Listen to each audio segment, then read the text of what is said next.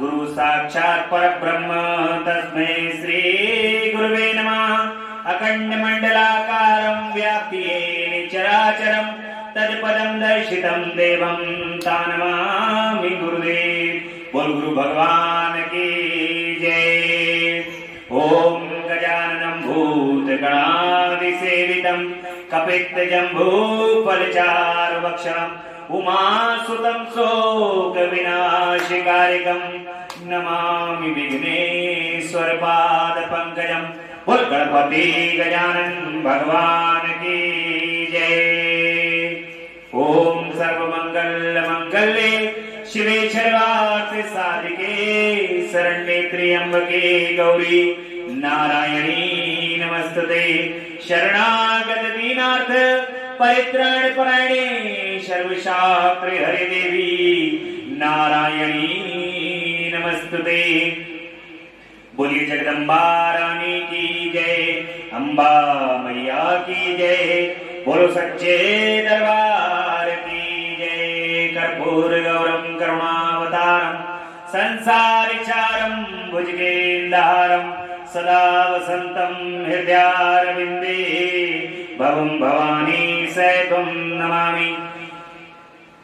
ओम नागेन्द्रहाराय त्रिलोचनाय भस्मांगराय महेश्वराय नित्याय शुद्धाय दिगंबराय तस्मै नाकराय नमः शिवाय। ओम नमः शिवाय, ओम नमः शिवाय, ओम नमः शिवाय। भगवान श्री गुरुदेव की असीम अनुकंपा से, माता पिता के आशीर्वाद, आप सभी भक्तों के भाग्य के कारण, प्रेम श्रद्धा विश्वास, भगवान भोलेनाथ और जगदम्बा की दसों दिशाओं से आने वाली कृपा के कारण ही आज भगवान की कथा का 39वां दिवस है। परम आनंदमयी परम कृपामयी भगवान की ये कथा आज 39वें दिवस में प्रवेश कर चुकी है और आप अमृत की 39 बूंदें अपने कर्ण के माध्यम से हृदय में स्थापित कर चुके हैं। आप इस कथा को सुन रहे हैं और इस कथा को सुनने के बाद आपको ये अंदर से आभास हो रहा होगा कि इस कथा में ऐसा संसार के अंदर क्या है जो है। भगवान ने इस कथा के अंदर संपूर्ण सृष्टि को समाहित कर रखा है। ये कथा भगवान की संपूर्ण सृष्टि। बड़े ही सुंदर प्रसंग चल रहा है। त्रिपुर भगवान शिव जो हैं वो त्रिपुर का वध कर रहे हैं और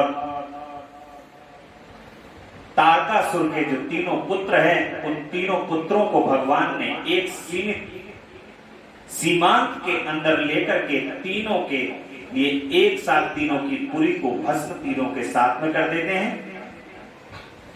पाशुपाशक अस्त्र भगवान प्रयोग करते हैं उसका और सभी देवताओं से भगवान कहते हैं कि मेरे पशुपति स्वरूप का वर्णन आप स्मरण कीजिए। सभी देवता भगवान के पशुपति स्वरूप का स्मरण करते हैं और स्वयं भी पशु के समान होना ऐसा स्मरण करते हैं। उसी दिन से भगवान का नाम एक नाथ पशुपति नाथ भी पड़ा और भगवान शिव का जो ये गुस्सा है, कोप है, ये बड़ी मुश्किल में शांत होता है। चाहे वो जगदम्बा पराअंबा पराशक्ति का कोप हो गया, चाहे भगवान शिव का कोप हो गया, इन दोनों का कोप को शांत करने में सभी देवी देवताओं के पसीने छूट जाते हैं। क्योंकि जिस वक्त इनको कोप आता है और राक्षस का वध भी हो जाता है, परंतु इनका कोप जो है वो शांत नहीं।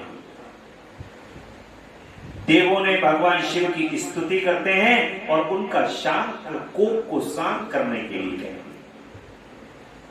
भगवान शिव कोप को शांत करके उनको वर प्रदान करते हैं। व्यास जी ने पूछा कि महाबुद्धिमान सनत कुमार जी, आप तो ब्रह्मा के पुत्र हैं और शिव भक्तों में सर्वश्रेष्ठ हैं, अतः आप धन्य हैं। अब ये बतलाइए कि त्रिपुर के दग्ध हो जाने पर संपूर्ण देवताओं ने क्या किया, मैं कहां गया और उन त्रिपुराध्यक्षों की क्या गति हुई। यदि ये वृतांत शंभु की कथा से संबंध रखने वाला है तो वह सब विस्तार पूर्वक मुझसे वर्णन कीजिए। सूत जी कहते हैं कि मुनि व्यास जी का प्रश्न सुनकर सृष्टिकर्ता ब्रह्मा के पुत्र भगवान सनत कुमार शिव जी के युगल चरणों का स्मरण करके कहते हैं, सनत कुमार जी ने कहा कि महाबुद्धिमान व्यास जी, जब महेश्वर ने दैत्य से खचाखच भरे हुए संपूर्ण त्रिपुर को भस्म कर दिया तब सभी देवताओं को महान आश्चर्य हुआ।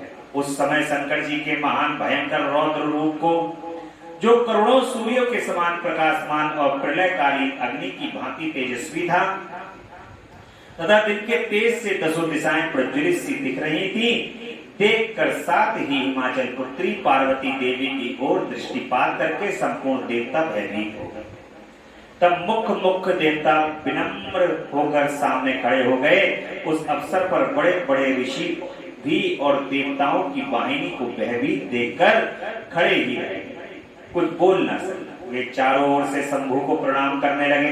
तत्पश्चात ब्रह्मा जी शिव जी के उस रूप को देखकर भयग्रस्त हो गए। तब उन्होंने डरे हुए विष्णु तथा देवगणों के साथ प्रसन्न मन से सावधानी पूर्वक उन गिरिजा सहित महेश्वर का, जो देवों के भी देव हैं, भव तथा हर नाम से प्रसिद्ध भक्तों के अधीन रहने वाले और त्रिपुर हंता हैं, उनका स्तंभ। तदंतर सभी प्रमुख देवताओं ने भगवान शिव की स्तुति की। यूं स्तुति किए जाने पर लोगों के कल्याणकार करता भगवान शिव प्रसन्न होकर के कहते हैं कि ब्रह्मा विष्णु और देवगण में तुम लोगों पर विशेष रूप से प्रसन्न हूं, अतः अब तुम सभी विचार करने कर मनोवांछित वर मांगो। सनत कुमार जी कहते हैं कि मुनि श्रेष्ठ शिव द्वारा कहे हुए वचन को सुनकर सभी देवताओं का मन प्रसन्नता से खिल उठता है और वे फिर कह उठते हैं कि भगवान देव, यदि आप हम पर प्रसन्न हैं और हम देवगणों को अपना दास समझकर वर देना चाहते हैं, तो देव सप्तम जब जब देवताओं पर दुख की संभावना हो तब तक आप प्रकट होकर सदा उनके दुखों का विनाश करना। भगवान शंकर से कहते हैं कि प्रभु, यदि आप हम पर प्रसन्न हैं तो हम पर जब भी संकट आए तो आप हम पर आए हुए संकट को तुरंत आकर के हमारे संकटों को दूर कर दें, क्योंकि भगवान शिव राक्षसों में भी पूज्य, जो राक्षस तप करने के अंदर जो है वो प्रबल होते हैं, बड़ी ही आसानी से तप कर लेते हैं। एक टांग पर खड़े होकर के भगवान की तपस्या कर सकते हैं, पर्वतों को उठा करके दोनों हाथों में भगवान की तपस्या कर सकते हैं। दैत्यों के अंदर जो साहस और बल है वो देवताओं के अंदर तप करने का साहस और बल थोड़ा कम, परंतु भगवान शिव तो तप से प्रसन्न होने वाले देव हैं और बड़ी ही जल्दी भी ये नहीं देखते कि ये तपस्या जो है वो राक्षस कर रहे हैं या देवता कर रहे हैं। वो तो ये देखते हैं कि भक्त जो है वो तप कर रहा है, और जब भक्त तप कर रहा है तो मुझे जाना है। और बड़ी सहजता से भगवान शिव उस राक्षस हो या देवता हो वहां पहुंच करके पूरा वरदान सुनते भी नहीं है और तथास्तु कहते।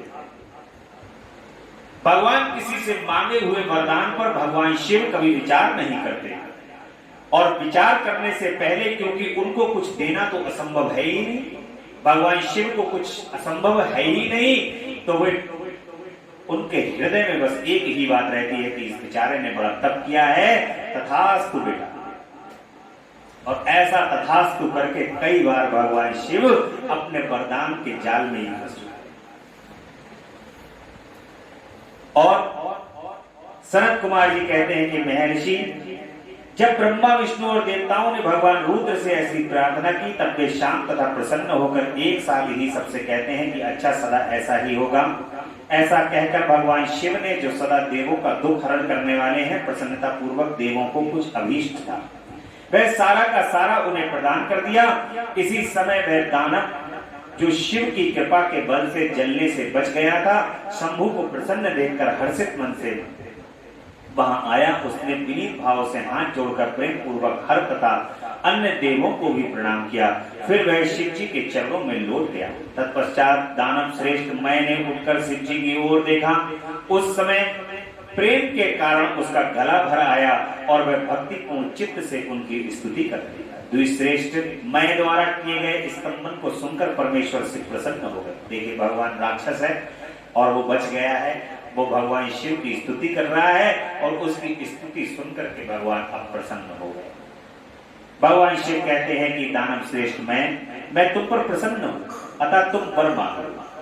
अब उससे कह रहे हैं कि तुम वर मांग लो, इस समय जो कुछ भी तेरे मन की अभिलाषा होगी मैं उसे अवश्य करूंगा।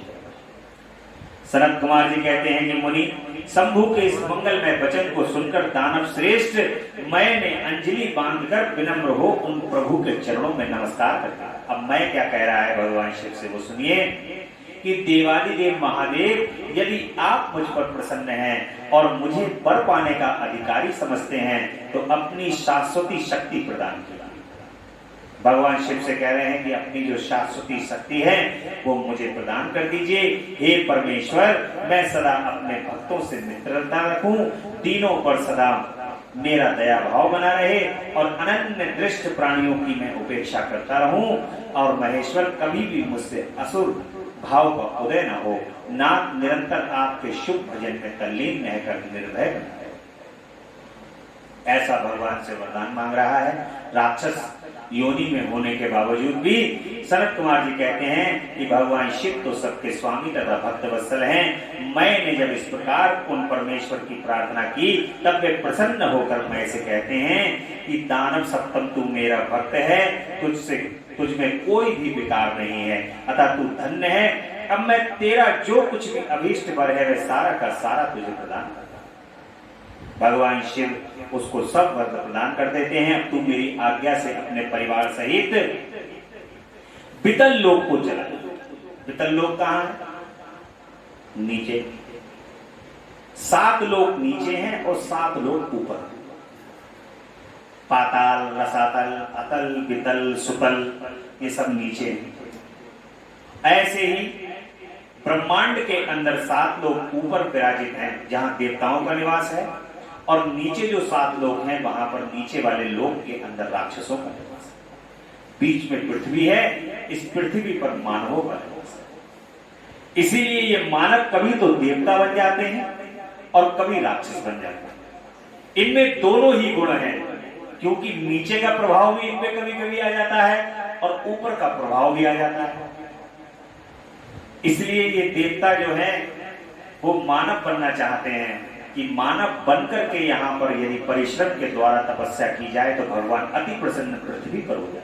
सबको पृथ्वी पर ही आना है, यहीं पर ही तप करना है, यहीं पर ही कर्म और अकर्म का डिसीजन होना है, यहीं पर ही सारे कार्य होने हैं। इसलिए पृथ्वी पर आने की अभिलाषा सबकी है।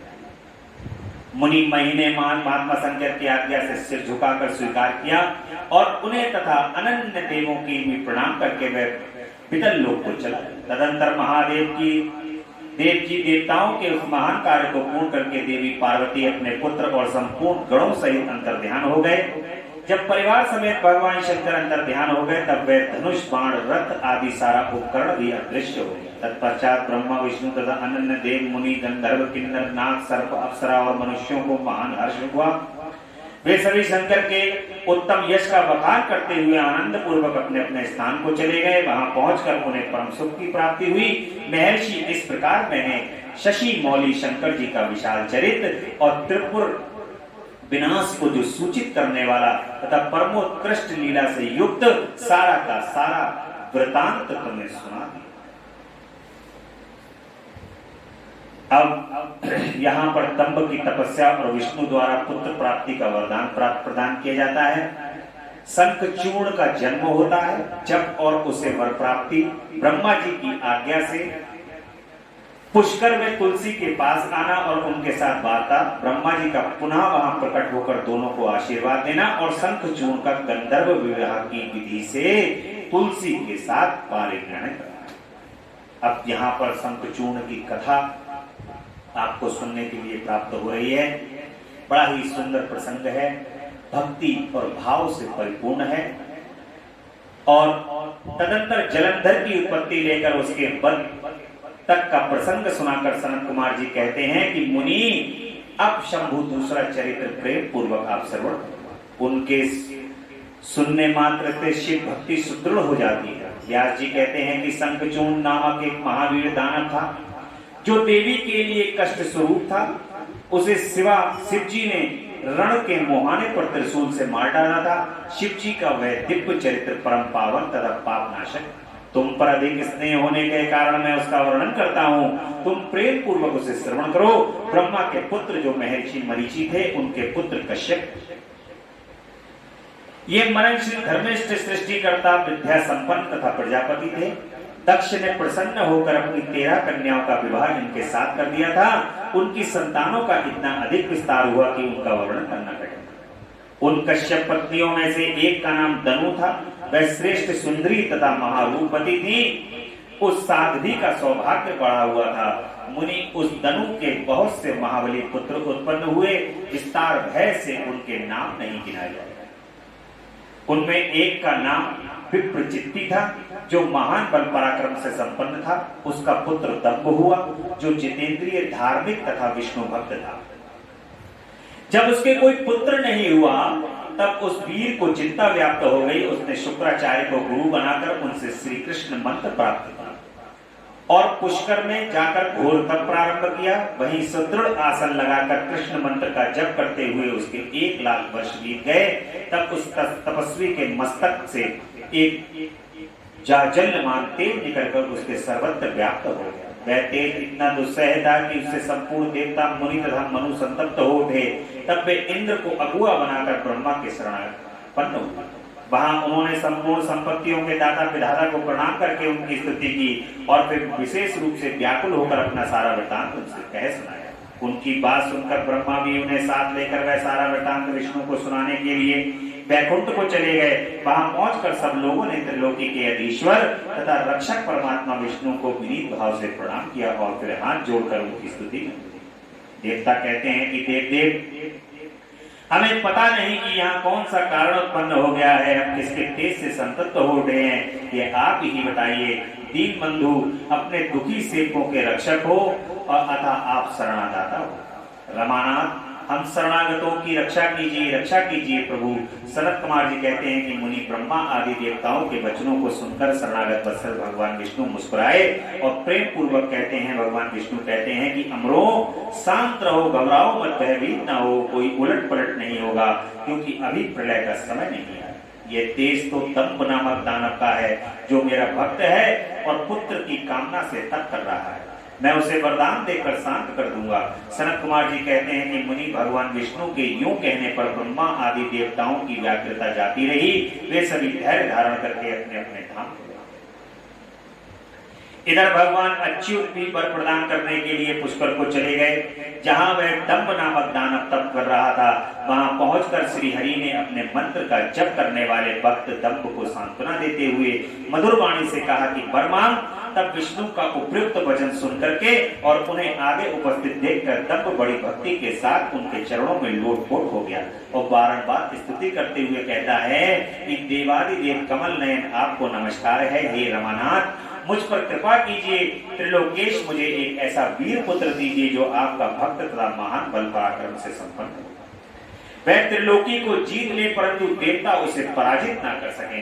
सनत कुमार जी कहते हैं कि मुनि दानवराज दंभ के यूं कहने पर श्री हरि ने उसे वर दे दिया और उस घोर तप से उसे निवृत्त करके स्वयं अंतर्ध्यान हो गए। दानवेंद्र दंभ की तपस्या सिद्ध हो चुकी थी जिससे उसका सौभाग्य पूर्ण हो गया था। अतः वह भी श्री हरि के चले जाने पर उस दिशा को नमस्कार करके अपने घर को लौटा। थोड़े ही समय के उपरांत उसकी भाग्यवती पत्नी गर्भवती हो गई। वह अपने तेज से घर के भीतरी भाग को प्रकाशित करती हुई शोभा पाने लगी।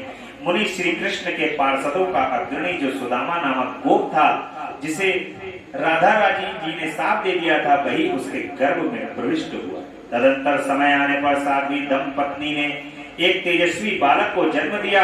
तब पिता ने बहुत से मुनीश्वरों को बुलाकर उसका विधि पूर्वक जात कर्म आदि संस्कार संपन्न किया। द्विजोत्तम उस पुत्र के उत्पन्न होने पर बहुत बड़ा उत्सव मनाया गया। फिर शुभ दिन आने पर पिता ने उस बालक का शंखचूड़ ऐसा नामकरण किया। वह अपने पिता के घर से शुक्ल पक्ष के चंद्रमा की भांति बढ़ने लगा। वह अत्यंत तेजस्वी था, अतः उसने बचपन में ही सारी विद्याएं सीखी। वह नित्य बाल क्रीड़ा करके अपने माता पिता का हर्ष बढ़ाने लगा और अपने समस्त कुटुंबियों का वह विशेष रूप से प्रेम भाजन हो गया। तदनंतर जब शंखचूड़ बड़ा हुआ, वह जैगी शब्द मुनि के उपदेश से पुष्कर में जाकर ब्रह्मा जी को प्रसन्न करने के लिए भक्ति पूर्वक तपस्या करने लगा। उस समय एक एकाग्र मन हो उसने इंद्रियों को काबू में करके गुरु पदिष्ट ब्रह्म विद्या का जप करता रहा, जो पुष्कर में तपस्या करते हुए दानवराज शंखचूड़ को वर देने के लिए लोक गुरु एवं ऐश्वर्यशाली ब्रह्मा शीघ्र ही वहां पधारे और उस दानवेंद्र से बोले वरमान। ब्रह्मा जी को देखकर उसने अत्यंत नम्रता से उन्हें अभिवादन किया और फिर उत्तम वाणी से उनकी स्तुति। तत्पश्चात उसने ब्रह्मा जी से वर मांगते हुए कहा कि भगवान, मैं देवताओं के लिए अजय हो जाऊं। तब ब्रह्मा जी परम प्रसन्न होकर कहते हैं तथास्तु, ऐसा ही होगा। फिर उन्होंने शंखचूड़ को वह दिव्य श्री कृष्ण कवच प्रदान किया, जो जगत के संपूर्ण मंगलों का भी मंगल और सर्वत्र विजय प्रदान करने वाला है। तदंतर ब्रह्मा जी ने उसे आज्ञा दी कि तुम बद्री वन की ओर जाओ। वही धर्मध्वज की कन्या तुलसी सकाम भाव से तपस्या कर रही है, तुम उसके साथ विवाह करना।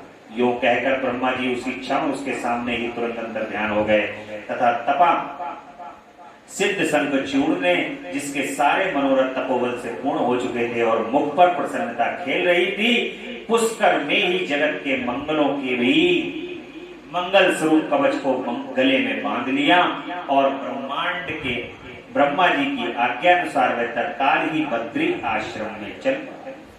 वहां दानव शंखचूड़ सहसा उस स्थान पर जहां पहुंचा जहां धर्मध्वज की पुत्री तुलसी तप कर रही थी। सुंदरी तुलसी का रूप अत्यंत कामनीय और मनोहर था। वह उत्तम शील से संपन्न थी।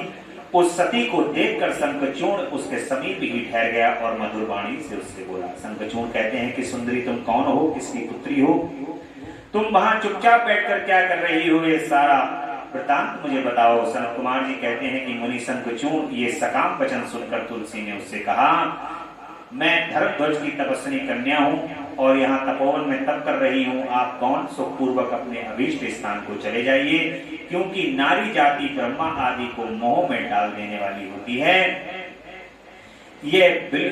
यह विस्तुल्य निंदनीय दोष उत्पन्न करने वाली माया रूपिणी तथा विचारशीलों को भी श्रृंखला के समान जकड़ लेने वाली होती है। सनत कुमार जी कहते हैं कि महर्षि तुलसी जब इस प्रकार से रस भरी बातें कहकर चुप हो गई, तब उसे मुस्कुराती देखकर शंखचूड़ भी कहना आरंभ करता है कि देवी, तुमने जो बात कही वह सारी की सारी मिथ्या हो, ऐसी बात नहीं है, उसमें कुछ सत्य है और कुछ असत्य भी। इसका विवरण मुझसे सुनो। शोभने, जगत में जितनी पतिव्रता नारियां हैं उनमें तुम अग्रणी हो। मेरा तो ऐसा विचार है कि जैसे मैं पाप बुद्धि कामी नहीं हूँ, उसी प्रकार तुम भी काम पराधीना नहीं हो।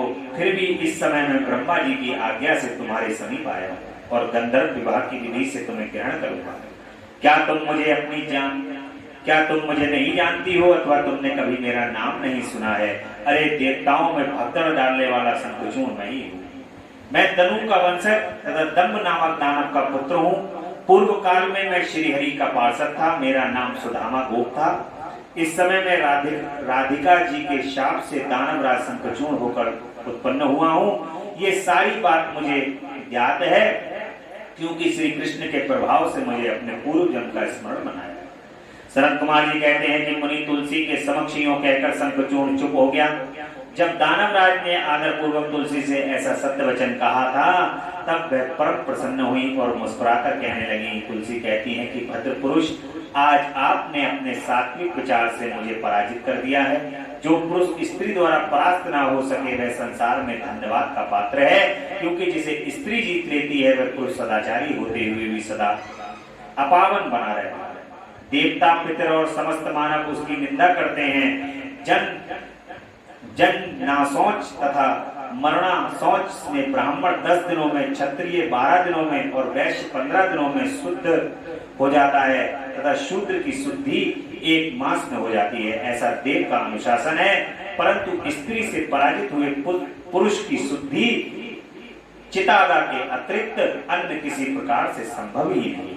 इसी कारण उसके पितर उसके द्वारा दिए गए पिंड तर्पण आदि को इच्छा पूर्वक ग्रहण नहीं करते तथा देवता भी उसके द्वारा अर्पित किए गए पुष्प फल आदि को स्वीकार नहीं करते। जिसका मन स्त्रियों द्वारा आहत हो जाता है उसके ज्ञान उत्तम तप जब होम पूजन विद्या दान से क्या लाभ, अर्थात उसके ये सभी निष्फल हो जाते हैं। मैंने आपके विद्या प्रभाव और ज्ञान की जानकारी के लिए आपकी प्रतीक्षा ली है, क्योंकि कामिनी को चाहिए कि वह अपने मनोनीत कांत की परीक्षा करके ही उसे पति रूप से वर्ण करे।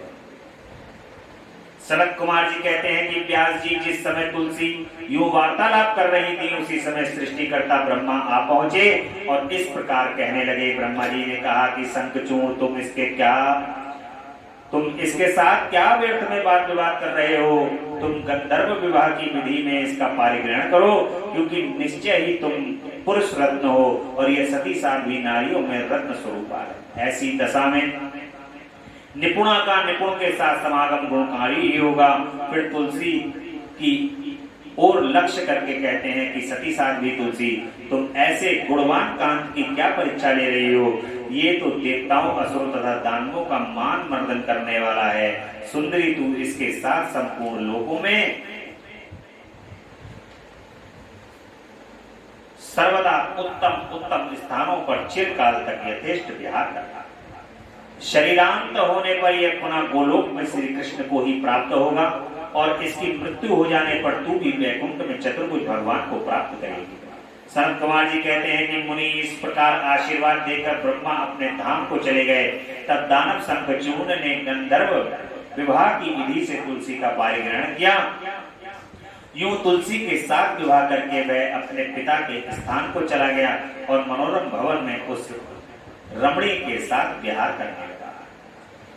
शरद कुमार जी कहते हैं कि महर्षि जब शंखचूड़ ने तप करके वर प्राप्त कर लिया और वह विवाहित होकर अपने घर लौट आया, तब दानवों और दैत्यों को बड़ी प्रसन्नता हुई। वे सभी असुर तुरंत ही अपने लोक से निकलकर अपने गुरु शुक्राचार्य को साथ लेकर दल बनाकर उनके निकट आए और विनय पूर्वक उन्हें प्रणाम करके अनेकों प्रकार से आदर प्रदर्शित करते हुए उनका स्मरण करते। फिर उसे अपना तेजस्वी स्वामी मानकर अत्यंत प्रेम भाव से उनके पास ही खड़े। उधर दंभ कुमार शंखचूड़ ने भी अपने कुल गुरु शुक्राचार्य को आया हुआ देखकर बड़े आदर और भक्ति के साथ उन्हें साष्टांग प्रणाम किया।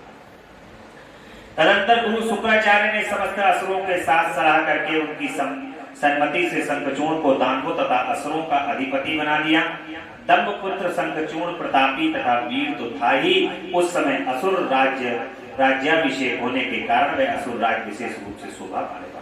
तब उसने सहसा देवताओं पर आक्रमण करके वेग पूर्वक उनका संहार करना आरंभ किया। संपूर्ण देवता मिलकर भी उसके उत्कृष्ट तेज को सहन न कर सके, अतः वे समर भूमि से भाग चले गए और दीन होकर यत्र तत्र पर्वतों की खेमों में जा चुके। उनकी स्वतंत्रता जाती रही, वे शंखचूड़ के वशवर्ती होने के कारण प्रभावहीन हो गए।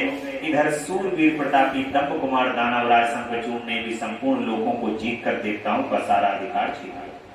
वह त्रिलोकी को अपने अधीन करके संपूर्ण लोगों पर शासन करने लगा और स्वयं इंद्र बनकर सारे यज्ञ भागों को भी हड़पने लगा तथा अपनी शक्ति से कुबेर सोम सूर्य अग्नि यम और वायु आदि के अधिकारों का भी पालन कराने लगा। उस समय महान बल पराक्रम संपन्न महावीर शंखचूड़ समस्त देवताओं असुरों दानवों राक्षसों गंधर्वों नागों किन्नरों मनुष्यों त्रिलोकी के अनन्य प्राणियों का एक छत्र सम्राट था। इस प्रकार महान राजराजेश्वर शंखचूड़ बहुत वर्षों तक संपूर्ण भुवनों के राज्य का उपयोग करता। इस प्रकार से शंखचूड़ ने पूरे देवताओं को स्वर्ग आदि को सबको जीत लिया है। सबका आधिपत्य यम कुबेर दिग्पाल सबको अपने कब्जे में कर लिया है। उनको अपने हिसाब से कार्य कराने लगा और सबका सम्राट बन गया है। वर्षों तक संपूर्ण भुवनों के राज्य का उपयोग करता रहा और राज्य से ना अकाल पड़े, ना महामारी हो, ना अशुभ ग्रहों का युद्ध हो।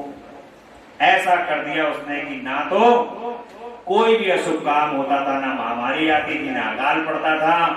सारी की सारी चीजें उसने अपने हिसाब से फिट कर ली थी। ग्रह नक्षत्र राशियां सूर्य चंद्रमा यम कुबेर दिक्पाल सभी उसकी हिसाब से काम करते थे और अच्छे अच्छे फल प्रदान करते थे।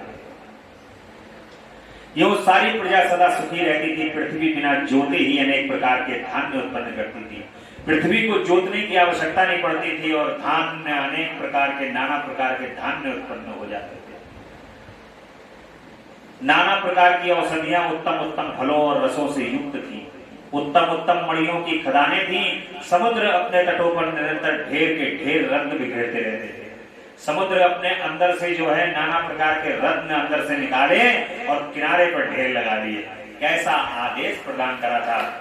एक बात मैं आपको और बताऊं, जैसा आप पुराण के माध्यम से सुन रहे हैं, हमारे सनातन संस्कृति में चाहे पुराण हो, चाहे वेद हो, चाहे शास्त्र हो, सभी के अंदर जो लिखा है वो सभी कुछ सत्य। और ऐसा समय फिर दोबारा पुनः वापस होगा इस कलिकाल के अंदर। जो आप पढ़ रहे हैं वो पुनः इस कलिकाल के अंदर आपको प्राप्त होगा। और ये समय जो है वो बहुत दूर नहीं है। ये समय अवश्य आएगा कि जब बगैर धरती जोते हुए ही आपको फसल प्राप्त हो जाएगी। नाना प्रकार के महामारी और सभी प्रकार की चीजें जो हैं इनके ऊपर एक तरीके से रोक लग जाएगी। जब ये संपूर्ण सृष्टि मनुष्य के हाथ में आती हुई देख करके तीन बंधु दीनानाथ देखेंगे, कहेंगे कि मैंने तुम्हें एक बार पावर तुम्हारे हाथ में दी और इस पावर से तुम मुझे भूल गए, अब तो मुझे आना ही पड़ेगा, ये पावर तुम्हारे हाथ से लेनी ही पड़ेगी। पहले एक बार समय ऐसा आता है कि भगवान सब कुछ दे देते हैं, ये भी पकड़ो, ये भी पकड़ो, ये भी लो, ये भी लो, ये भी लो, सब कुछ ले लो तुम। और उसके लेने के बाद तुम उसका उपयोग कैसा करते हो, उस समय फिर भगवान कहते हैं कि अब तुम उपयोग नहीं कर पा रहे हो इसका उपयोग, क्योंकि हमने तुम्हें इसको प्रयोग करने के लिए दिया था। और ये प्रयोग जो करने को तुमने दिया था अपने अहंकार के कारण कि मैं ही सब कुछ कर रहा हूं, सब कुछ करने वाला मैं ही हूं। जैसी ये मैं नाम की शक्ति आपके अंदर उत्पन्न होती है, वैसे ही इस मैं नाम की शक्ति का भगवान जो है तुरंत दमन करने के लिए उत्पन्न हुआ।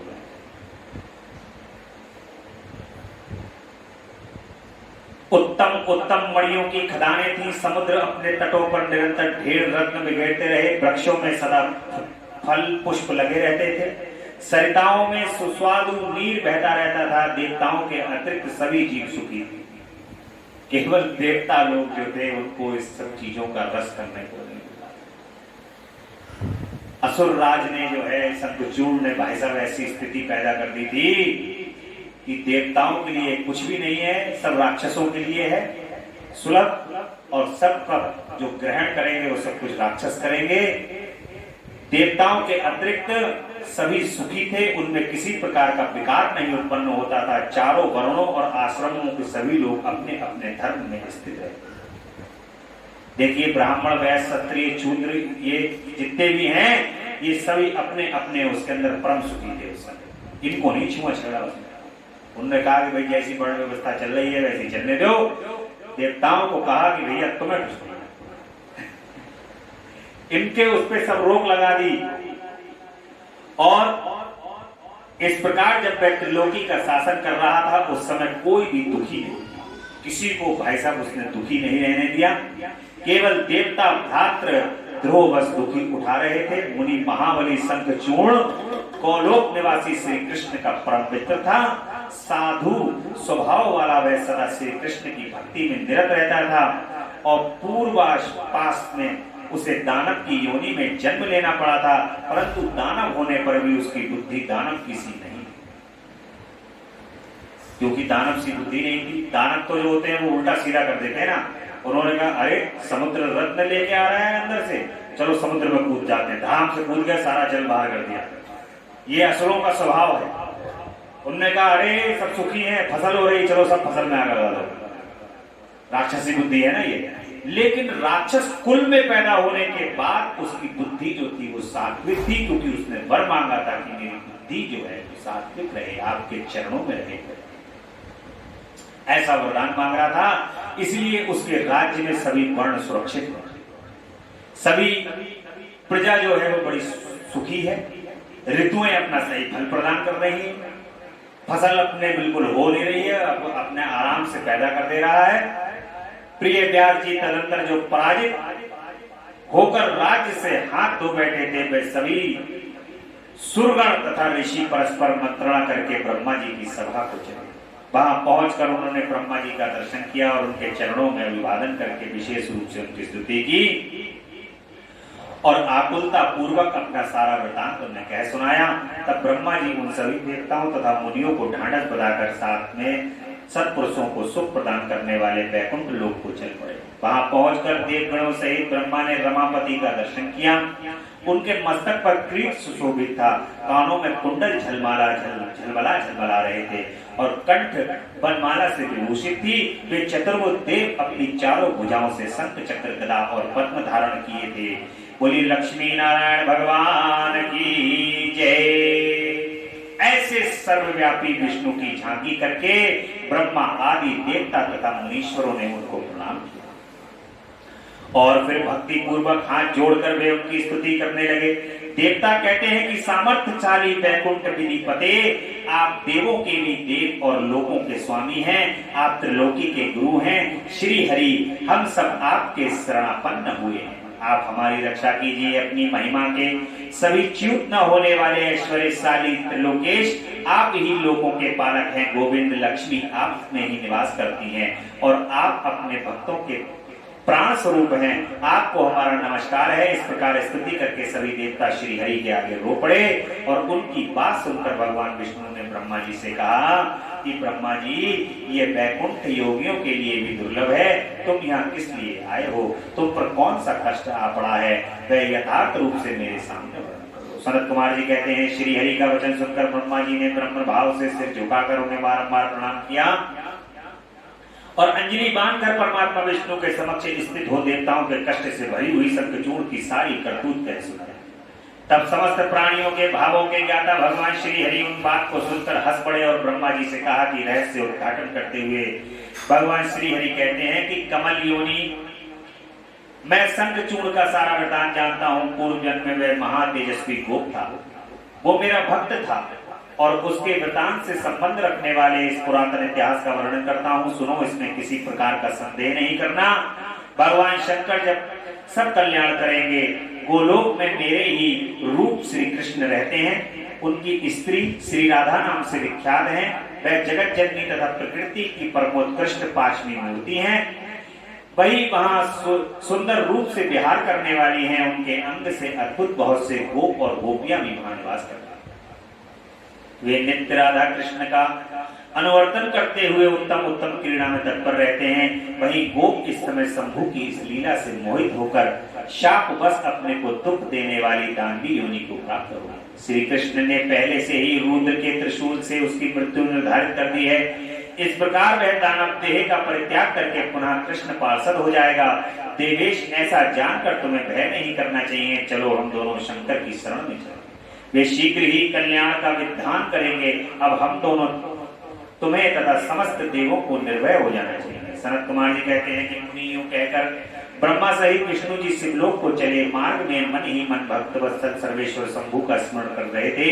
व्यास जी इस प्रकार वे रमापति विष्णु ब्रह्मा जी के साथ उसी समय शिवलोक में जा पहुंचे, जो महान दिव्य निराधार भौतिक बात से रहित है। वहां पहुंच करके उन्होंने शिव जी की सभा का दर्शन किया। वह ऊंची एवं उत्कृष्ट प्रभावशाली सभा प्रकाश युक्त शरीर वाले शिव पार्षदों से घिरी होने के कारण विशेष रूप से शोभित हो रही थी। उन पार्षदों का रूप सुंदर कांति से युक्त महेश्वर के रूप में सदृश था। उनके 10 भुजाएं थी, 5 मुख और 3 नेत्र थे। गले में नील चिन्ह तथा शरीर का वर्ण और था। वे सभी श्रेष्ठ रत्नों से युक्त रुद्राक्ष और भस्म के आवरण से विभूषित थे। वह मनोहर सभा नवीन चंद्रमंडल के समान आकार वाली और चौकोर थी। उत्तम उत्तम मणियों तथा हीरे के हारों से सजाई गई थी। अमूल्य रत्नों के बने हुए कमल पत्रों से सुशोभित थी। उनमें मणियों की जालियों से युक्त गवाक्ष बने थे, जिनमें वह चित्र विचित्र दिख रही थी। शंकर की इच्छा से उनमें पद्मवाणी जड़ी हुई थी, जिससे वह अद्भुत सी लग रही थी। वह स्वयं भक्त मणि की बनी हुई थी, सैकड़ों सीढ़ियों से युक्त थी। उसमें चारों ओर इंद्र नील मणि के खंभे लगे थे, जिन पर स्वर्ण सूत्र से ग्रथित चंदन के सुंदर पल्लव लटक रहे थे, जिससे वह मन को मोह लेती थी। वह भली भांति संस्कृत तथा सुगंधित वायु से सुवसित थी। एक सहस्त्र योजन विस्तार वाली वह सभा बहुत से किंकरों से खचाखच भरी थी। उसके मध्य भाग में अमूल्य रत्नों द्वारा निर्मित एक विचित्र सिंहासन था। उसी पर उमा सहित भगवान शिव विराजमान। उन्हें श्रेष्ठवर विष्णु ने देखा। तारकाओं से घिरे हुए चंद्रमा के समान लग रहे थे। वे किरीट कुंडल और रत्नों की मालाओं से विभूषित थे। उनके सारे अंगों में भस्म रमाई हुई थी और वे नीला कमल धारण किए हुए थे। महान उज्ज्वल उल्लास से भरे हुए उमाकांत का मन शांत व प्रसन्न था। देवी पार्वती ने उन्हें सुवासित तांबूल प्रदान किया था, जिसे वे चबा रहे थे। शिवगण हाथों से श्वेत चमर लेकर के पराभक्ति के साथ उनकी सेवा कर रहे थे और सिद्धि भक्ति वश सिर झुकाकर उनके स्तंभन में लगे थे। वे गुणातीत परेशान त्रिदेव के जन्म सर्वव्यापी निर्मित निराकार स्वेच्छानुसार साकार कल्याण स्वरूप माया रहित जन्मा आद्य माया के अधीश्वर प्रकृति और पुरुष से भी परात्पर सर्वार्थ परिपूर्ण और समता युक्त ऐसी विशिष्ट गुणों से युक्त शिव को देखकर ब्रह्मा और विष्णु ने हाथ जोड़कर उनको प्रणाम किया और वे स्तुति करने लगे। विविध प्रकार से स्तुति कर अंत में कहते हैं कि भगवान आप और अनाथों के सहायक हैं, दीनों के और अनाथों के सहायक हैं, दीनों के प्रतिपालक हैं, दीन बंधु त्रिलोकी के अधीश्वर और शरणागत वत्सल हैं। गिरीश हमारा उद्धार कीजिए, परमेश्वर हम पर कृपा कीजिए। नाथ हम आपके ही अधीन हैं, अब आपकी जैसी इच्छा हो आप वैसा करें। संत कुमार जी कहते हैं कि मुनि तदंतर जो अत्यंत दीनता को प्राप्त हो गए थे, उन ब्रह्मा और विष्णु का वचन सुनकर शिव जी मुस्कुराए और मेघ गर्जना के समान गंभीर हो वाणी से बोले हैं। भगवान शिव कहते हैं कि हे हरे हे ब्रह्मा, तुम लोग शंखचूड़ द्वारा उत्पन्न हुए भय को सर्वदा त्याग दो, निसंदेह तुम्हारा कल्याण होगा। मैं शंखचूड़ का सारा वृतांत यथार्थ रूप से जानता हूँ। ये पूर्व जन्म में एक गोप था जो ऐश्वर्यशाली भगवान श्री कृष्ण का भक्त था। उनका नाम सुदामा था। वही सुदामा राधा जी के शाप से शंखचूड़ नामक दानव हो गया। ये परम धर्मज्ञ और देवताओं से द्रोह करने वाला है। ये दुर्बुद्धिवश अपने उत्कृष्ट बल के भरोसे संपूर्ण देव गुणों को क्लेश दे रहा है। अब तुम लोग प्रेम पूर्वक मेरी बात सुनो और देवों को आनंदित करने के लिए शीघ्र ही कैलाशवासी रुद्र के समीप जाओ। वह रुद्र रूप मेरा ही उत्तम पूर्ण रूप है। मैं ही देव कार्य की सिद्धि के लिए हेतु पृथक स्वरूप धारण करके वहां प्रविष्ट हुआ हूं, प्रकट हुआ हूं। मेरा यह रूप ऐश्वर्यशाली तथा परिपूर्ण उत्तम है। हरे, इसलिए मैं भक्तों के वशीभूत हो कैलाश पर्वत पर सदा निवास करता हूँ। तदंतर कैलाश पहुंचकर देवताओं ने भगवान महेश्वर की स्तुति की और अंत में कहा कि महेशान, आप तो कृपा के आकर हैं, दीनों का उद्धार करना तो आपका पाना ही है। प्रभु दानवराज शंखचूड़ का वध करके इंद्र को उसके भय से मुक्त। भगवान शिव कहते हैं कि हे हरि, हे ब्रह्मा, हे देवगण, तुम लोग अपने अपने स्थान को लौट जाओ। मैं निश्चय ही सैनिकों सहित शंखचूड़ का वध कर डालूंगा, इसमें तनिक भी संशय नहीं है। व्यास जी महेश्वर उस अमृत श्रावी वचन को सुनकर संपूर्ण देवताओं में परम आनंद प्राप्त हुआ। उस समय उन्होंने समझ लिया कि अब दानव शंखचूड़ मरा हुआ ही है। तब महेश्वर के चरणों में प्रणिपात करते हुए विष्णु वैकुंठ की ओर सत्यलोक को चल दी। संपूर्ण देवता भी अपने अपने स्थान को प्रत्युत हुए। उधर महारुद्र ने, जो महेश्वर दुष्टों के काल रूप और सत्पुरुषों की गति है, देवताओं की इच्छा से अपने मन में शंखचूड़ के वध का निश्चय कर लिया। तब उन्होंने प्रसन्नता पूर्वक अपने प्रेमी गंधर्वराज चित्ररथ को दूत बनाकर शीघ्र ही शंखचूड़ के पास भेजा और चित्ररथ ने जाकर शंखचूड़ को खूब समझाया, परंतु उसने बिना युद्ध किए देवताओं को राज्य लौटाना स्वीकार किया और कहा कि मैंने ऐसा दृढ़ निश्चय कर लिया है कि महेश्वर के साथ युद्ध किए बिना ना तो मैं राज्य ही वापस दूंगा और ना अधिकारों को ही। जिसको प्रभु दारुण दुख देही ताकि मति पहले। अब उसके पास जो है भगवान से युद्ध करने के अलावा और कोई साधन नहीं। मैं जैसा उचित समझेंगे वैसा करेंगे, तो क्यों बकवास मत कर। शरद कुमार जी कहते हैं कि मुनिश्रेष्ठ, यूं कहे जाने पर शिवदूत पुष्प दंत चित्ररथ अपने स्वामी महेश्वर के साथ लौट गया और उसने सारी बातें ठीक कहकर उस दूत के वचन को सुनकर देवताओं के स्वामी भगवान शंकर को क्रोध आया। अब उसने जैसी बातें थी वैसी भगवान शिव को जाके बता दी। प्रभु ऐसे ऐसे कह रहा है। भगवान शिव रुद्र जो है वो रुष्ट हो जाते हैं, क्रोध आ जाता है और वीरभद्र, हे नंदी, हे क्षेत्रपालों, आठों भैरव, मैं आज शीघ्र ही शंखचूड़ का वध करने के निमित्त चला। अतः मेरी आज्ञा से मेरी सभी बलशाली गण आयुधों से लैस होकर तैयार हो जाओ और अभी अभी कुमारों स्वामी कार्तिक और गणेश के साथ रथ यात्रा करो। भद्रकाली भी अपनी सेना के साथ युद्ध के लिए प्रस्थान करें। सनत कुमार जी कहते हैं कि ऐसी आज्ञा देकर शिव जी अपनी सेना के साथ चल पड़े। फिर तो सभी वीरगण हर्षमग्न होकर उनके पीछे पीछे चले। इसी समय संपूर्ण सेनाओं के अध्यक्ष स्कंद और गणेश भी हर्ष से भरे हुए थे। कवच धारण करके शिव जी के निकट आ पहुंचे। फिर वीरभद्र, नंदी, महाकाल, सुभद्रक, विपाक्ष, बाण, पिंगलाक्ष, विकंपन, विरूप, विकृति, मणिभद्र, वाष्कल, कपिल, दीर्घदंत्र, विकार, ताम्रलोचन, कालंकर, बलिभद्र, कालचिन्ह, कुटीश्वर, बलोत्मत्त, रणशलद, दुर्जय, दुर्गम आदि गणनायक जो प्रधान सेनापति थे शिव जी के साथ चल दिए। उनके गणों की संख्या करोड़ों थी। आठों भैरव, एकादश भयंकर रुद्र, आठों वसु, इंद्र, 12 आदित्य, अग्नि, चंद्रमा, विश्वकर्मा, दोनों अश्विनी कुमार, कुबेरियम, निश्रति, नल, कुबर, वायु, वरुण, बुध, मंगल, अनन्य, ग्रह पराक्रमी, कामदेव, उग्रदंड, कोटक्ष आदि ने भी शीघ्र ही महेश्वर का अनुगमन किया।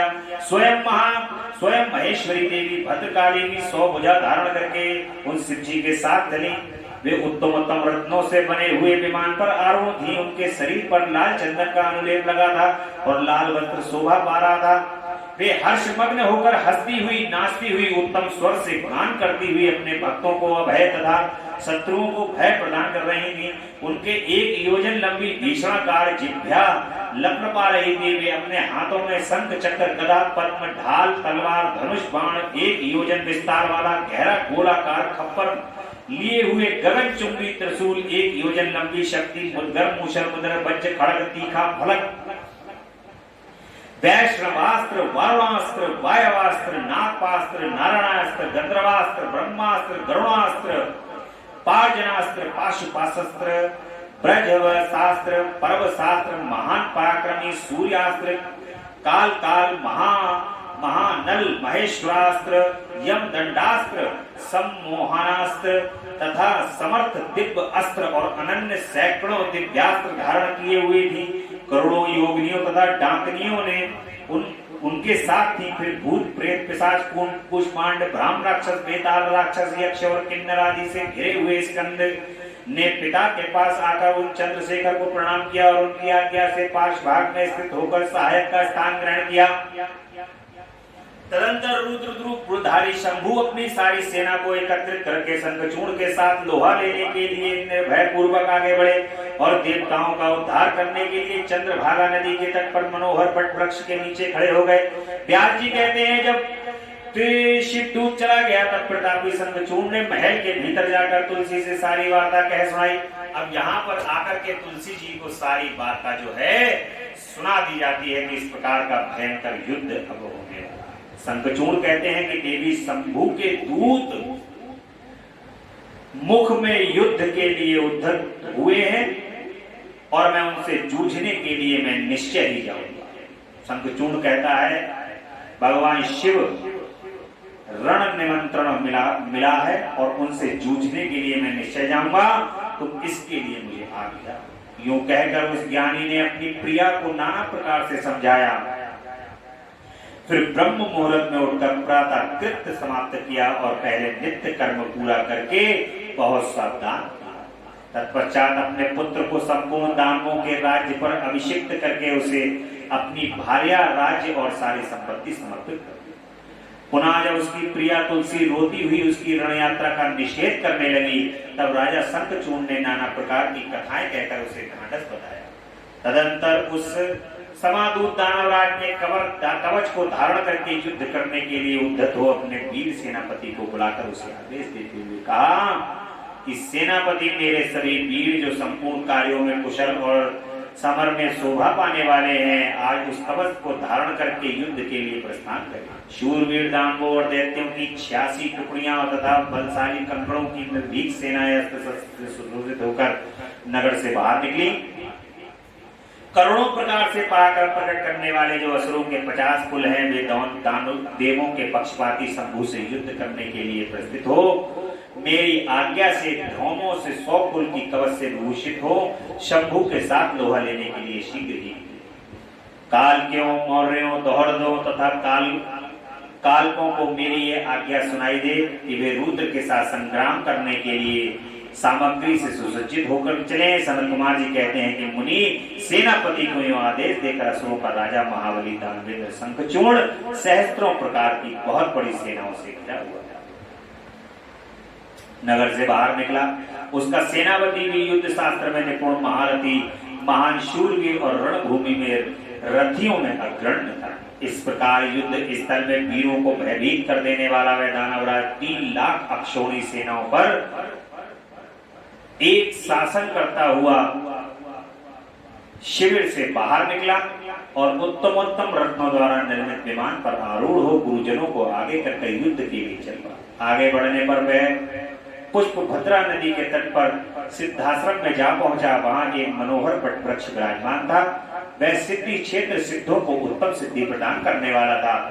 पुण्य क्षेत्र भारत में वह कपिल का तप स्थान कहलाता था तथा भूभाग पश्चिम समुद्र से वह मलय पर्वत से पश्चिम, श्रीशैल से उत्तर और गंधमादन से दक्षिण था।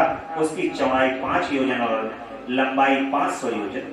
भारत के उस भाग में उत्तम पुण्य प्रदान करने वाली तथा शुद्ध स्फटिक के समान स्वच्छ जल से परिपूर्ण पुष्पभद्रा और सरस्वती नाम की 2 रमणीय नदियां बहती।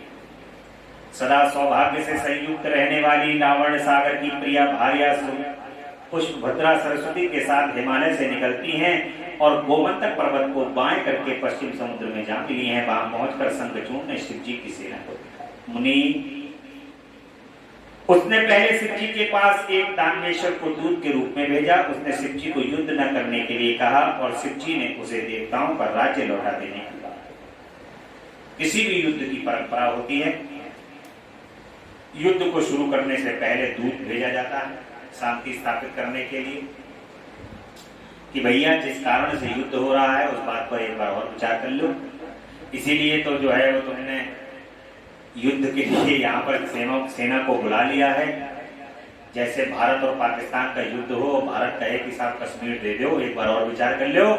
अगर कश्मीर दे दोगे तो सही है, नहीं तो फिर युद्ध होएगा। तो पाकिस्तान कहेगा साहब कश्मीर तो ना देंगे, युद्ध के लिए। बस ऐसा ही हिसाब किताब यहाँ पर दोनों का बैठ गया। भगवान शंकर कह रहे हैं कि देवताओं का राज्य जो है वो उनको वापस कर दो शंखचूड़, युद्ध अभी खत्म हो जाएगा, मैं चला जाऊंगा। लेकिन साहब वो तो युद्ध हुआ ही इसलिए, इतनी भारी सेना जो है वो एकत्रित इसलिए कर ली गई है और मैंने त्रिपुरों के साथ युद्ध करके उन्हें भस्म कर डाला था। वो अपनी शक्ति को बता वह भी देवों की प्रार्थना पर ही हुआ था। पूर्व काल में सर्वेश्वरी जगत जननी का जो शुभ आदि के साथ युद्ध हुआ था। इस प्रकार से यहाँ पर भगवान शिव बता रहे हैं और जिसने उन दैत्यों का वध कर डाला था वह भी देवताओं की प्रार्थना करने पर ही लगे। वे ही सभी देवगण आज भी ब्रह्मा की शरणागत हुए थे, तब वे उन देवताओं और श्री हरि के साथ मेरी शरण में आए थे। दूत इस प्रकार ब्रह्मा विष्णु और देवगणों की प्रार्थना से वशीभूत हो देवों का अधीश्वर होने के कारण मैं भी युद्ध के लिए आया। भगवान शंकर उनके दूत को, शंखचूड़ के दूत को ये सब बातें बताते। तुम भी तो महात्मा श्री कृष्ण के श्रेष्ठ पार्षद हो। अब तक जो जो दैत्य मारे गए हैं उनमें से कोई भी तुम्हारी समानता नहीं कर सकता। इसलिए राजन, देव कार्य की सिद्धि के लिए तुम्हारे साथ युद्ध करने में कौन सी बड़ी लज्जा होगी? अर्थात कुछ नहीं, क्योंकि मैं ईश्वर हूं और देवताओं ने मुझे विनय पूर्वक भेजा है। अतः तुम जाओ और शंखचूड़ से मेरी बात कह दो, वह जैसा उचित समझेगा वैसा करेगा। मुझे तो देवताओं का कार्य सिद्ध करना है।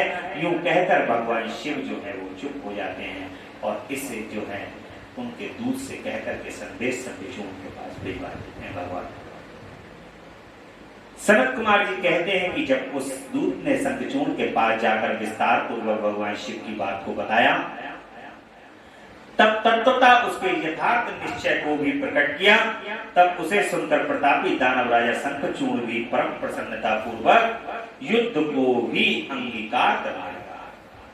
फिर तो वह तुरंत ही मंत्रियों सहित रथ पर बैठा और उसने अपने सेना को शंकर के साथ युद्ध करने के लिए आदेश दिया। इधर अखिलेश्वर शिव जी ने भी तत्काल ही अपनी सेना को तथा देवों को आगे बढ़ने की आज्ञा दी और स्वयं देवों को आगे बढ़ने की आज्ञा दे करके लीलावश युद्ध की गई संगत। फिर तो शीघ्र ही युद्ध आरंभ हो गया। उस समय नाना प्रकार के रणवार बजने लगे, वीरों के शब्द और कोलाहल चारों ओर गूंज उठे। मुनि इस प्रकार देवताओं और दानवों का परस्पर युद्ध हो गया।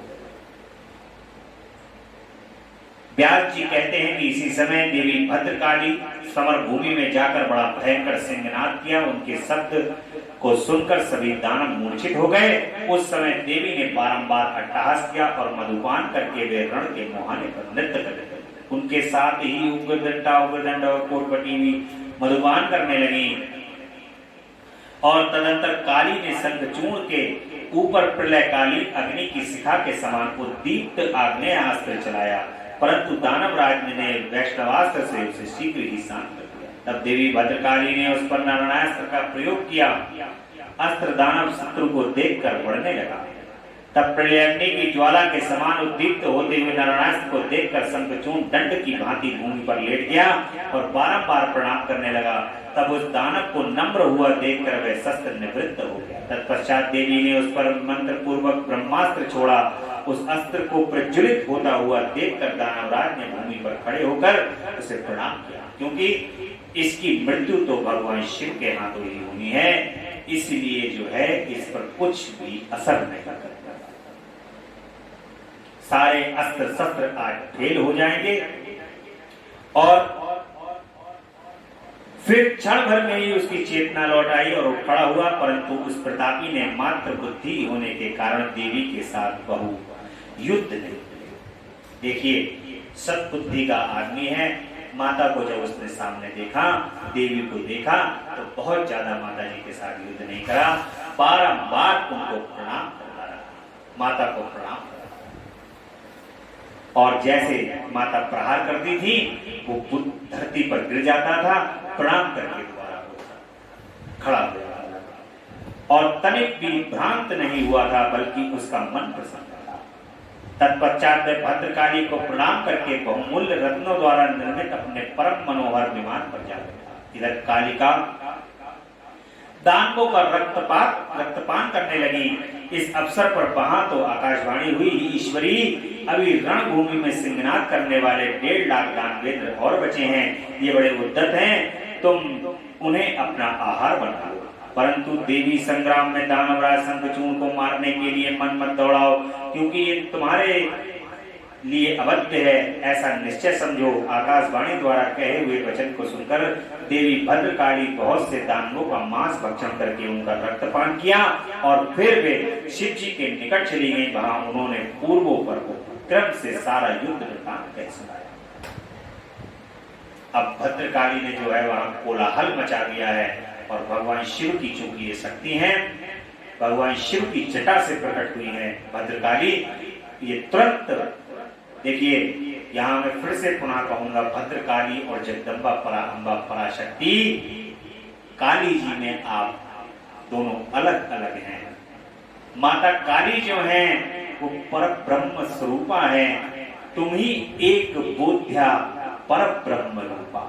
भगवान शिव की जो भार्या हैं वो काली का रूप है उनका, भगवान शिव की भार्या हैं।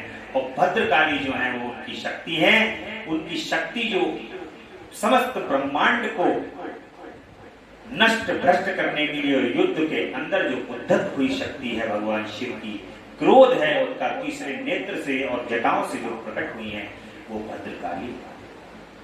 इसलिए कदापि उनमें भेद न करते हुए बड़ी सौम्य है माता काली, बड़े ही जल्दी भक्तों पर कृपा करने वाली है। माता पार्वती और सती को ही माता काली का स्वरूप कहा जाता है। इसलिए शरद कुमार जी कहते हैं, शंभु तो जीवों के कल्याणकर्ता परमेश्वर और बड़े लीला बिहारी हैं। वे काली द्वारा कहे हुए वचन को सुनकर उन्हें आश्वासन देते हुए हंसते। तदंतर आकाशवाणी को सुनकर तत्व ज्ञान विशारद स्वयं शंकर अपने गणों के साथ समर भूमि की ओर चले। उस समय वे महावृषभ नंदीश्वर पर सवार थे और भगवान शिव कहते हैं, तब तत्काल ही उनका निषेध करने के लिए आकाशवाणी हुई, शंकर मेरी प्रार्थना सुनिए और इस समय इस त्रिशूल को मत चलाइए। इस समय इस त्रिशूल को, यद्यपि आप क्षण मात्र में ही पूरे ब्रह्मांड का विनाश करने में सर्वदा समर्थ हैं, फिर हम अकेले दानव शंखचूर्ण की तो बात ही है। तथापि आप स्वामी के द्वारा देव मर्यादा का विनाश नहीं होना चाहिए। महादेव, आप उस देव मर्यादा को सुनिए और उसे सत्य एवं सबल बनाइए। जब तक इस शंखचूर्ण के हाथ में श्री हरि का परम उग्र कवच वर्तमान रहेगा और इसकी पतिव्रता पत्नी तुलसी का सतत्व अखंडित रहेगा, तब तक इस पर जरा और मृत्यु अपना प्रभाव नहीं करेगा। इसकी पत्नी जो है वो सती है और सती की जो पत्नी है, जब तक सती का सतीत्व भंग नहीं होगा तब तक उसके पति की मृत्यु नहीं हो सकती। और उन्हीं के समान पराक्रमी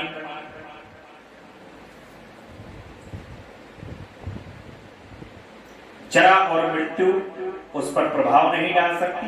वचन को सत्य कीजिए। तब सत्व सोम के आश्रय स्वरूप भगवान शिव उस आकाशवाणी को सुनकर तथास्तु कहकर उसे स्वीकार कर लेते हैं और श्री विष्णु को उस कार्य के लिए प्रेरित करते हैं। फिर तो शिव जी की इच्छा से भगवान विष्णु वहां पर चले जाते हैं। वे तो मायावियों से भी श्रेष्ठ मायावी है। भगवान विष्णु जो है वो दैत्यों को चकमा देने में सबसे ज्यादा निपुण है प्रभु। और ये चकमा क्यों देते हैं भगवान? ये देवताओं के कल्याण के लिए। देवता जो है वो भगवान विष्णु की शरणागत में रहते हैं और भगवान जो है वो शरणागत वत्सल हैं और अनुचित और उचित कार्य भी देवता लोग भगवान से करा लेते हैं। जो उचित होते हैं वो भी करा लेते हैं, अनुचित कार्य भी करा लेते हैं, क्योंकि भगवान भक्त वत्सल है और देवता दिन रात भगवान विष्णु की ही भक्ति करते हैं। उन्होंने एक वृद्ध ब्राह्मण का रूप धारण किया और शंखचूर्ण के निकट जाकर उनसे कहते हैं, भगवान विष्णु है ये वृद्ध ब्राह्मण। दानवेंद्र, इस समय मैं याचक होकर तुम्हारे पास आया हूं, तुम मुझे भिक्षा दो। 3 वत्सल अभी मैं अपने मनोरथ को प्रकट नहीं करूंगा। तुम देना स्वीकार कर लोगे तब पीछे मैं उसे बताऊंगा और अब तुम उसे पूर्ण करना। ब्राह्मण की बात सुनकर राजेंद्र शंखचूर्ण मुख और नेत्र प्रसन्नता से खिल उठे। जब उसने ओम कहकर उसे स्वीकार कर लिया तब ब्राह्मण ने छल पूर्वक कहा कि मैं तुम्हारा कवच चाहता हूं। यह सुनकर ऐश्वर्यशाली दानवराज शंखचूर्ण ने, जो ब्राह्मण भक्त और सत्यवादी था, वह दिव्य कवच जो उसे प्राणों से भी प्राणों के समान था, ब्राह्मण को दे दिया। इस प्रकार श्री हरि ने माया द्वारा उससे इस कवच को ले लिया और फिर शंखचूर्ण का रूप धारण करके वे तुलसी के पास पहुंचे। वहां जाकर सबके आत्मा एवं तुलसी के नित्य स्वामी श्री हरि ने शंखचूर्ण के रूप से उसके शील का हरण किया। इसी प्रकार विष्णु भगवान ने शंभु ने अपनी सारी बात कह सुनाई। तब शिव जी ने शंखचूर्ण के वध के निमित्त अपना उद्दीप्त त्रिशूल हाथ में लिया। परमात्मा शंकर का वह विजय नामक त्रिशूल अपने उत्कृष्ट प्रभाव बिखेर रहा था। उसने सारी दिशाएं, पृथ्वी और आकाश प्रकाशित हो उठे। वह मध्याह्नकालीन करोड़ों सूर्यों तथा प्रलयाग्नि के शिखर के समान चमकीला था। उसका निवारण करना असंभव था। वह दुर्धर्ष, कभी व्यर्थ न होने वाला और शत्रुओं का संहारक था। वह तेजों का अत्यंत उग्र समूह, संपूर्ण शास्त्रों का सहायक, भयंकर और सारे देवताओं तथा असुरों के लिए दुस्सह। वह एक ही स्थान पर ऐसा दमक रहा था मानो लीला का आश्रय लेकर संपूर्ण ब्रह्मांड का संहार करने के लिए। उसकी लंबाई 1000 धनुष और चौड़ाई 100 हाथ थी। वह जीव ब्रह्मांड शूल का किसी के द्वारा निर्माण नहीं किया हुआ था। उसका रूप अमित था। आकाश में चक्कर काटता हुआ वह त्रिशूल शिव जी की आज्ञा से शंखचूर्ण के ऊपर गिरा और उसने उसी क्षण उसे राख की ढेर बना दिया। विप्र महेश्वर का वह शूल मन के समान वेगशाली था। वह शीघ्र ही अपनी कार्य को पूर्ण करके शंकर जी के पास आ पहुंचा और फिर आकाश मार्ग से चला गया। उस समय स्वर्ग में दुंदुभियां बजने लगी, गंधर्व और किन्नर गान बजाने लगे। देवी तथा मुनियों ने स्तुति करना आरंभ कर दिया और अप्सराएं नृत्य करने लगी। भगवान शिव के ऊपर पुष्पों की वर्षा होने लगी और ब्रह्मा, विष्णु, इंद्र आदि देवता तथा मुनि गण उनकी प्रशंसा करने लगे। दानवराज शंखचूड़ भी शिव जी की कृपा से पाप शाप मुक्त हो गया और उसे उसके पूर्व श्री कृष्ण के पार्षद की रूप की प्राप्ति हुई। शंखचूड़ की हड्डियों से शंख जाति का प्रादुर्भाव हुआ। जिस शंख का जल शंकर के अतिरिक्त समस्त देवताओं के लिए प्रशस्त माना जाता है, महामुनि श्री हरि और लक्ष्मी को तथा उनके संबंधियों को भी शंख का जल विशेष रूप से अत्यंत प्रिय है। भगवान शिव ही है ऐसे देवता जिनको शंख के जल से स्नान नहीं कराया गया, क्योंकि ये शंखचूड़ की हड्डियों से बना हुआ है। इसके अलावा भगवान श्री हरि और माता लक्ष्मी को शंख के जल से स्नान कराना अति प्रिय। भगवान विष्णु के मंदिरों में आपने देखा होगा कि भगवान श्री कृष्ण के भी जब आपने जन्माष्टमी पर उनका स्नान इत्यादि कराते हैं तो आपने देखा होगा शंख में दुग्ध और शंख में जल इत्यादि गंगा जल लेकर के उनका स्नान कराते, क्योंकि ये भगवान को अति प्रिय। किंतु शिव के लिए नहीं। इस प्रकार शंखचूड़ को मारकर शंकर उमा, स्कंद और गणों के साथ प्रसन्नता पूर्वक नंदीश्वर पर सवार हो शिवलोक को चले जाते हैं। भगवान विष्णु ने वैकुंठ के लिए प्रस्थान किया और देवगण परमानंद मग्न हो अपने लोकों को चले गए। उस समय जगत के चारों ओर परम शांति छा गई। सबको निर्विघ्न रूप से मुक्त मिलने लगा, सुख मिलने लगा, आकाश निर्मल हो गया और सारी पृथ्वी पर उत्तम उत्तम मंगल कार्य होने लगे। मुनि, इस प्रकार मैंने तुमसे महेश के जिस चरित्र का वर्णन किया है वह आनंददायक, सुख, सर्वदा दुखहारी, लक्ष्मीप्रद और संपूर्ण कामनाओं को पूर्ण करने वाला है। अब बात आ जाती है यहाँ पर भगवान विष्णु ने जो तुलसी जी के शील का हरण किया हुआ है उसका यहाँ पर वर्णन किया गया है, क्योंकि यदि आप सती के श्राप से बच नहीं सकते, स्वयं भगवान विष्णु हो या अन्य कोई देव हो, जब सती का सतित्व भंग किया जाएगा तो वो सती अपने सतित्व को भंग होने का श्राप अवश्य दिलाएगा।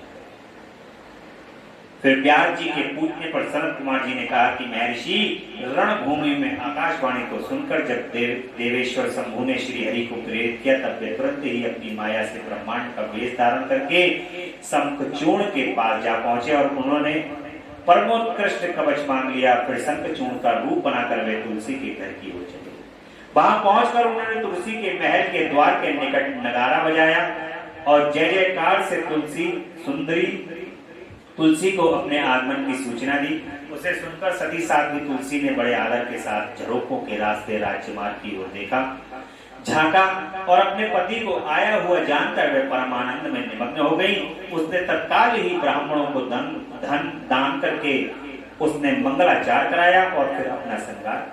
इधर देवताओं का कार्य सिद्ध करने के लिए माया से शंखचूड़ का स्वरूप धारण करके भगवान विष्णु रथ से उतरकर देवी तुलसी के भवन में गए।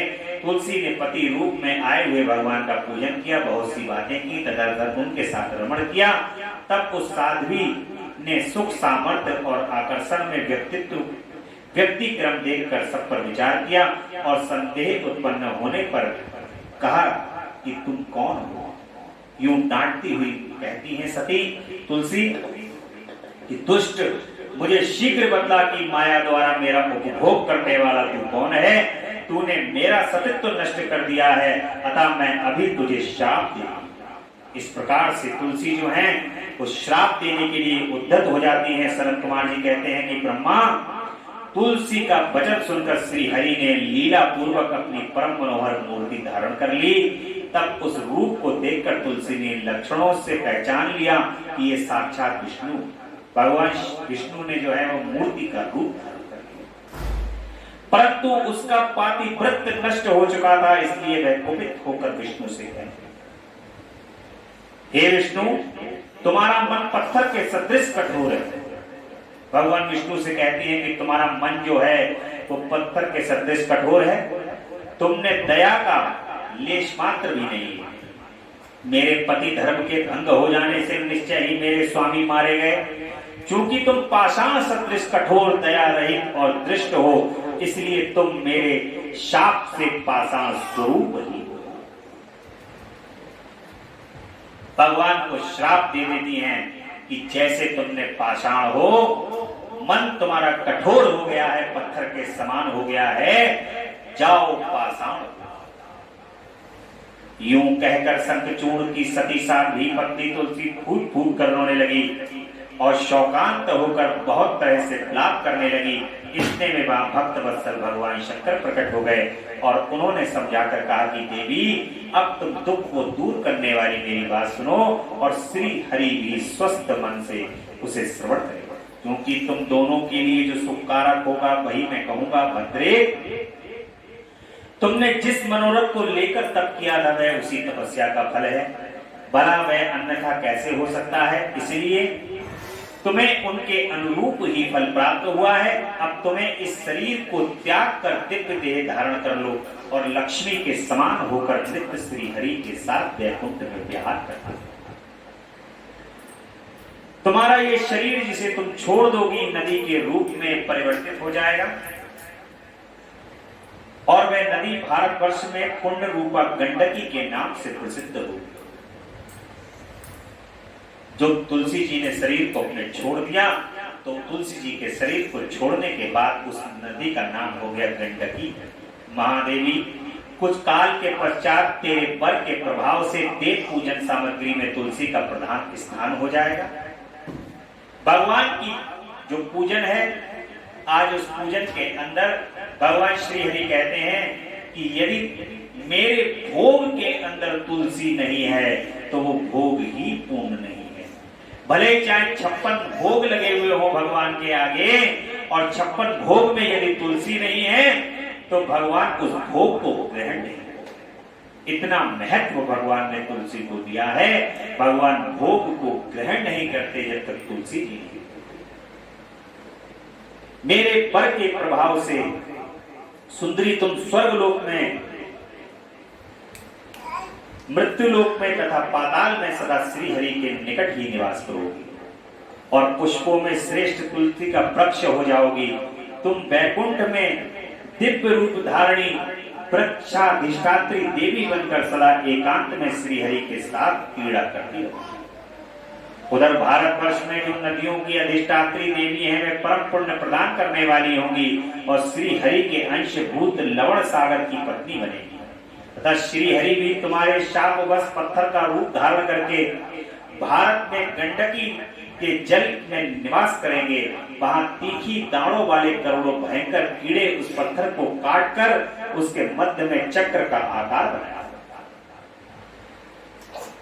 और उसके भेद से वह अत्यंत पुण्य प्रदान करने वाली शालिग्राम शिला कहलाएगी और चक्र के भेद से उसका लक्ष्मी नारायण आदि भी नाम होगा। विष्णु की शालिग्राम शिला वृक्ष स्वरूपणी तुलसी का समागम सदा अनुकूल तथा बहुत प्रकार के पुण्यों की वृद्धि कराने वाला होगा। भद्रे, जो शालिग्राम शिला के ऊपर से तुलसी को दूर करेगा उसे जन्मांतर में स्त्री वियोग की प्राप्ति होगी तथा जो शंख को दूर करके तुलसी पत्र को हटाएगा वह भी भार्याहीन होगा और 7 जन्मों तक रोगी बना रहेगा। जो महा ज्ञानी पुरुष शालिग्राम शिला तुलसी और शंख को एकत्र करके उनकी रक्षा करता है वह श्री हरि का प्यारा होगा। सनत कुमार जी कहते हैं कि व्यास जी इस प्रकार कहकर शंकर जी ने उस शालिग्राम और तुलसी के परम पुण्यदायक महत्व का वर्णन किया। तत्पश्चात वे श्री हरि को तुलसी को आनंदित करके अंतर्ध्यान हो गए। इस प्रकार सदा सत्पुरुषों का कल्याण करने वाले शंभु अपने स्थान को चले गए। इधर शंभु का कथन सुनकर तुलसी को बड़ी प्रसन्नता हुई। उसने अपने उस शरीर का परित्याग करके दिव्य रूप धारण कर लिया। तब कमलाधिपति श्री विष्णु को साथ लेकर वैकुंठ को चली गई। उनके छोड़े हुए शरीर से गंडकी नदी प्रकट हो गई और भगवान अच्युत भी उनके तट पर मनुष्यों को पुण्य प्रदान करने वाली शिला के रूप में परिणित हो गए। मुनि, उसमें कीड़े अनेक प्रकार के छिद्र बनाते रहते हैं। उसमें जो शिलाएं गंडकी के जल में गिरती हैं वे परम पुण्यप्रद होती हैं और जो स्थल पर रह जाती हैं उन्हें पिंगला कहा जाता है और वे प्राणियों के लिए संताप कारक होती हैं। व्यास जी, इस प्रकार तुम्हारे प्रश्न के अनुसार मैंने शंभु का सारा चरित्र जो पुण्य प्रदान तथा मनुष्यों को सारी कामनाओं को पूर्ण करने वाला है, उसे सुना दिया। यह पुण्य आख्यान जो विष्णु के महत्व से संयुक्त तथा भोग और मोक्ष का प्रदाता है, तुमसे वर्णन कर दिया है। अब और क्या सुनना चाहता है?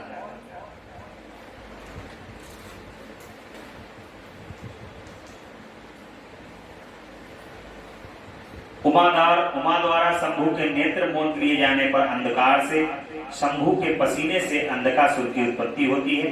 हिरण्याक्ष की पुत्याग तपस्या और शिव का उसे पुत्र रूप में अंधक को देना और हिरण्याक्ष का त्रिलोकी को जीतकर पृथ्वी को रसातल में ले जाना और 12 रूपधारी भगवान विष्णु द्वारा उसका वध, ये भगवान की जो कथा है वो हम कल के प्रसंग में सुनेंगे।